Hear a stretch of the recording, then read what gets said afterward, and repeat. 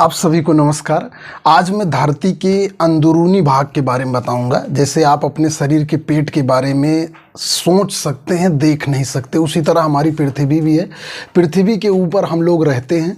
Suppose that ये देखिए तरबूज है, ठीक है, तटस, जिसका वैज्ञानिक नाम सिट्रुलस लांटस है। ये देखिए एक तरह का, आपको जब आप इसे लेते होंगे तो ये आपको गोला लगता होगा। धरती भी गोल है, ये देखिए ठीक उसी तरह ये गोल है, ठीक है, कि ये पूरी तरह से गोल नहीं है। धरती भी उसी तरह पूरी तरह गोल नहीं है। एक ये आपका है पंपकिन, ठीक है, जिसे कद्दू कहते हैं, सीताफल कहते हैं, काशी फल कहते हैं। तो ये आपका क्या है, पंपकिन। इससे हम इसका वैज्ञानिक नाम क्या है, कुकुरबिटा पेपो। तो यहाँ पर ये इसके और इसके माध्यम से हम इसके अंदर की चीज़ को पढ़ेंगे। तो सबसे पहले हम एक एक चीज़ के बारे में, सबसे पहले इस कद्दू को काटते हैं। सपोज दैट धरती ऐसी है, अगर मैं ऐसे कद्दू लिया हूँ तो ये वाला हिस्सा आपको दिख रहा है, लेकिन वास्तव देखिए जहाँ मैं ये यहाँ चक्कू लगा रहा हूँ, वास्तव में ये हिस्सा मैं नहीं देख पा रहा हूँ, और ये जो मुझे हिस्सा दिख रहा है ये आप नहीं देख पा रहे हैं। यही सूरज धरती के चलने का, अगर मान लेते हैं ये सूरज है, ठीक है, तो धरती अपनी जगह पर ऐसे ऐसे करके ऐसे चारों तरफ घूमती रहती। देखिए ये देखिए धरती, कद्दू आपके तरफ आ गया। अब अगर कद्दू मेरी तरफ आ रहा है तो ये आपको दूर नज़र आ रहा हो, ये तो इसके चलने की गति है, ऐसे चारों तरफ इसके घूमता रहता है इस तरह। तो ये घूमता, अब हमें चूंकि घूमने वाला आज नहीं पढ़ना, इसके अंदर पढ़ना है कि धरती के अंदर की केमिस्ट्री क्या है। तो धरती के अंदर की केमिस्ट्री को जानने के लिए सबसे पहले हम इसको इस भाग से ऐसे ऐसे काटते हैं। तो हम इसकी त्रिज्या और व्यास का थोड़ा सा अध्ययन करते हैं। त्रिज्या और व्यास को कैसे अध्ययन किया जा सकता है, देखिए। और ये आपका मान लेते हैं कि पृथ्वी कट गई। अगर आप पृथ्वी को काटिए, ठीक है, ये पृथ्वी को, ये देखिए ये आपकी पृथ्वी कट गई, यानी कि जो पृथ्वी ऊपर से भैया हरी भरी दिख रही थी, अंदर हरी भरी नहीं है। अंदर का जिस तरह ये कलर बदला हुआ है उसी तरह अंदर का भी कलर बदला हुआ। जैसे ये देखिए ऊपर जितना ठोस था अंदर उतना ठोस नहीं है, ठीक उसी तरह धरती भी बाहर जितना ठोस है अंदर उतना ठोस नहीं है, अंदर लिक्विड भरा हुआ है। लिक्विड के बारे में भी आपको हम बताएंगे। देखिए अब हम क्या करते हैं, इसको नापने वाला कार्यक्रम चालू करते हैं। यहाँ से यहाँ तक अगर आप पूरा नाप लेते हैं तो ये पूरा वृत्त का जब आर पार नाप लेते हैं तो ये व्यास होता है, जिसे डायामीटर कहते हैं, ठीक। और अगर इसके बीच में हम यहाँ पर देखिए ये पेन लगा देते हैं, ये बीचों बीच इसके केंद्रक मान लेते हैं, तो ये इसकी पॉइंट हो गया। तो यहाँ से जब नापेंगे तो ये इसकी त्रिज्या होगी, ठीक। तो अब धरती, जहां मैं बैठा हूं और जहां आप बैठ के वीडियो को देख रहे हैं, ये दोनों धरती है। तो धरती से यहां से इसकी जो दूरी 6378 किलोमीटर यहां से यहां तक है। और अगर इसका व्यास निकालना है तो इसका दुगना कर दीजिए भैया, आर पार, यानी कि आर पार करना है तो इतने का आपको छेद करना पड़ेगा। तो यहां पर ये आपने जाना कद्दू के माध्यम से कि धरती अंदर से, जैसे ये खोखला हल्का टाइप का है ना, बिया हुआ ना, ये लिक्विड पार्ट है। ऊपर देखिए ये वाली लेयर, देखिए सबसे अंदर वाली लेयर को कोर कहते हैं, फिर मेंटल होती है, फिर क्रस्ट होती है। इन तीनों चीज़ों के बारे में बताना है हमें आपको। तो आशा करते हैं कि कद्दू से आप समझ गए होंगे, डायामीटर ये सब। अब आ जाइए भैया वाटरमेलन, ठीक है। वाटरमेलन में क्या है, इसको भी हम काटेंगे और इसी तरह समझेंगे, ठीक। इसको भी इस तरह भी, इसको भी हम बीचे से काट रहे हैं। अगर ये लाल निकल जाता है तब तो समझ लीजिए मज़ेदार है, नहीं लाल निकला तो कोई बात नहीं। हम लाल, क्योंकि भैया अभी मार्च में जो है, ये देखिए ये जिस तरह जो है ये क्रस्ट जो है। अब हम आपको ये बताना चाहते हैं, यहाँ से समझिए इसको। यहाँ पर भी हमने ऐसे पेन लगा दिया, ध्यान दीजिए, ये हमने ऐसे पेन लगा दिया। ये ये धरती के काटने के बाद बीचों बीच हमने लगा दिया।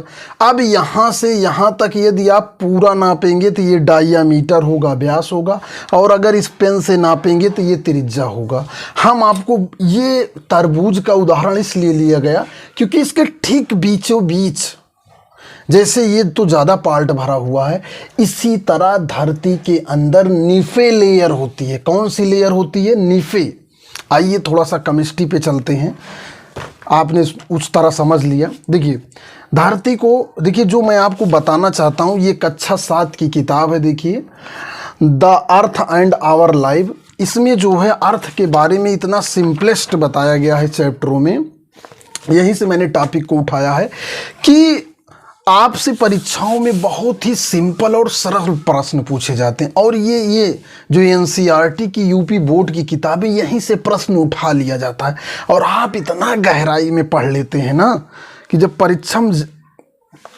परीक्षम कुछ हल ही नहीं हो पाता।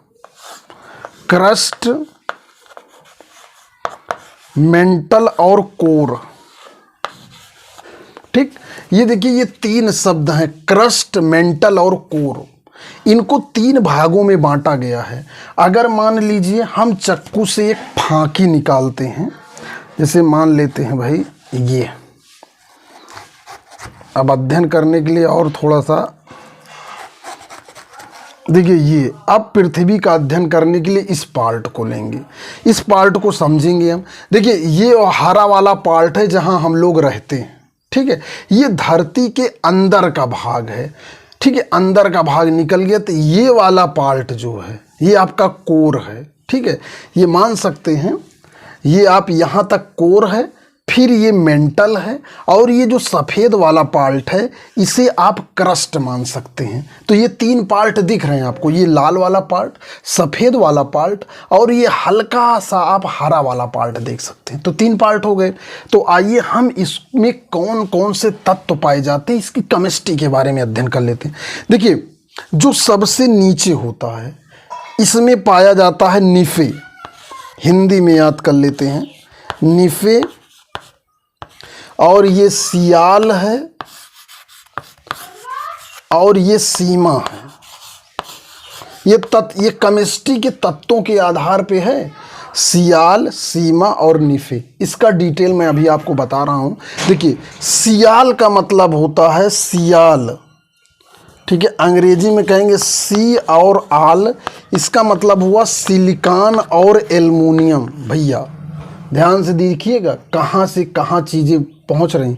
सिलिकॉन और एल्युमिनियम की जो पहली लेयर होती है आपकी, यानी कि ये धरती जिस पे सब कुछ पैदा होता है, पेड़ पौधे, वनस्पतियाँ, खेत बाड़ी, सब्जी, ये सब जो है आपकी सियाल लेयर पर होती हैं और नीचे भी होती हैं, ठीक है। उसके बाद आपका दूसरा मेंटल आता है, सियाल यानी कि ये क्या होता है आपका क्रस्ट होता है। दूसरा आपका होता है मेंटल, क्या होता है आपका मेंटल होता है। मेंटल में जो आपके होते हैं वो होती है सीमा, यानी कि SAMA, सीमा। इसका सूत्र ये ए है क्योंकि मैं SI और MG, सिलिकॉन और मैग्नीशियम से ये कोर बना हुआ है, सिलिकॉन और मैग्नीशियम से ये कोर बना हुआ है। ये इसमें इसको याद करने का तरीका है सीमा। और जो तीसरा कोर है, कोर बना है निफे, किससे बना हुआ है? निफे, यानी कि NI और FE, ये बना हुआ है निफे। निफे का मतलब हुआ NI निकिल और आयरन, निकिल और आयरन से मिलकर बना हुआ है। तो ये तीनों लेयर हैं। अब देखिए भाई, जब ये पूरी की पूरी लेयर तत्वों से मिलकर बनी और तत्व के अंदर इलेक्ट्रॉन होते हैं, तो जाहिर सी बात हम कह सकते हैं कि धरती इलेक्ट्रॉन से बनी हुई है। मैं कह नहीं रहा हूँ, क्योंकि किताबों के आधार पर सिद्ध करने की कोशिश कर रहा हूँ, क्योंकि मैंने इलेक्ट्रॉन को देखा नहीं है भाई, ठीक है। क्योंकि पूरी लेयर जब तत्वों से बनी और तत्व इलेक्ट्रॉन से बने हैं, तो इसका मतलब जो है पूरी की पूरी धरती इलेक्ट्रॉन से बनी है। बस इतना ही जानिए। तो यहाँ पर ये आपने लेयर के बारे में जान लिया। और देखिए जब परीक्षाओं में पूछा जाता है तो इसी लेयर के बारे में पूछा जाता है। अगर आप भूगोल के सेक्शन में जाएंगे तो वहाँ आप ये पाएंगे कि मेंटल को भी 2 भागों में बांट दिया गया, कोर को भी 2 भागों में बांट दिया गया। ठीक है, उनकी अवस्था, उनकी बनावट के आधार पर बहुत सारे भागों में बांटा गया। ये केमिस्ट्री के आधार पर था कि केमिस्ट्री के आधार पर कैसे डिवाइड किया जा सकता है, भौगोलिक बनावट के आधार पर अलग बांटा गया है। तो ये आपका ये इसमें इन तीनों से अक्सर परीक्षाओं में प्रश्न उठते हैं।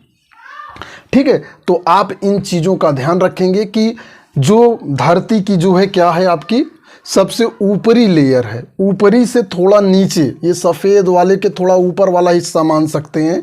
तो ये आपका क्या होगा, ये आपका होगा सियाल। सियाल का मतलब सिलिकॉन और एल्युमिनियम से जो बना हुआ है। दूसरा होगा सीमा, जिसे कहते हैं मेंटल। पहला था क्रस्ट, दूसरा है मेंटल। मेंटल जो है वो आपका, ये आपका सीमा यानी कि सिलिकॉन और मैग्नीशियम से जो बना होगा। तीसरा है निफे, जो निकिल और आयरन से मिलकर बनता है। इन तत्वों से मिलकर धरती की बनावट होती है। और जो तत्व हैं वो क्या करते हैं भैया, वो सब धरती के ऊपर काम धाम देख रहे हैं भैया। जैसे पानी वानी है और सब तत्व हैं, वो धरती के ऊपर अपना काम धाम देख रहे हैं। तो आप देखिए, मैंने आपको पंपकिन और वाटरमेलन, देखिए पंपकिन और वाटरमेलन के आधार पर जो है दोनों चीज़ें आपको इसकी गहराई के बारे में समझाने की कोशिश किया। और एक चीज़, पंपकिन ये जो कोहड़े का पानी होता है नोट चिपकाने के भी काम आता है। देखिए जब मैंने कोहड़े को काट कर रख दिया ना तो ये छूट ही नहीं रहा था, तो मुझे याद आ गया कि इसका जो पानी होता है इससे नोट चिपकाने का भी काम किया जाता है। ये जर्नल जुगाड़ में आता है। तो आपने ये देखा कि कैसे जो है, तो इस पूरे वीडियो का जो उद्देश्य है, आप 3 शब्द केमिस्ट्री का याद रखें। क्रस्ट सबसे ऊपरी लेयर, देखिए क्रस्ट सबसे ऊपरी लेयर जिसे सियाल कहते हैं, अर्थात सी माने सिलिकॉन, एल माने आल माने एल्युमिनियम तत्व से बना हुआ है। मेंटल में सीमा, ये दूसरी बीच की लेयर है। मेंटल सीमा में सिलिकॉन और मैग्नीशियम से मिलकर बना हुआ है।